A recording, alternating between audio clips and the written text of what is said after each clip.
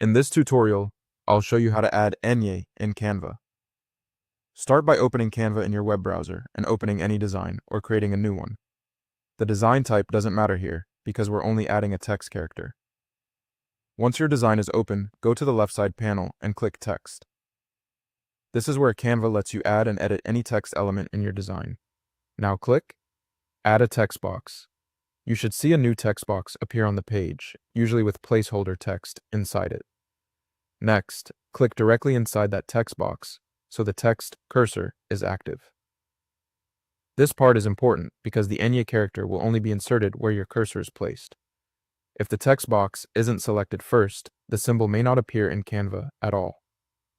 From here, if you're using Windows, press the Windows key plus a period. That opens the emoji and symbols panel. On some keyboards, this shortcut may vary slightly, but Windows key plus a period is the most common one. When the panel opens, go to the Symbols section. Then look for the Latin symbols area and scroll until you find the Enye character. Depending on what you need, you can choose lowercase Ny or uppercase Ant. Click the character, and it should instantly appear inside your Canva text box where your cursor was placed.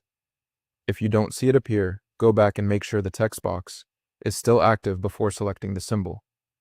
If you're on a Mac, the shortcut and character input method is different, so you may need to use your Mac's character viewer or keyboard shortcut for Ny instead. At this point, you can continue typing normally, change the font, resize the text, or move the text box anywhere in your Canva design. And that's how you add Enye in Canva. Thanks for watching.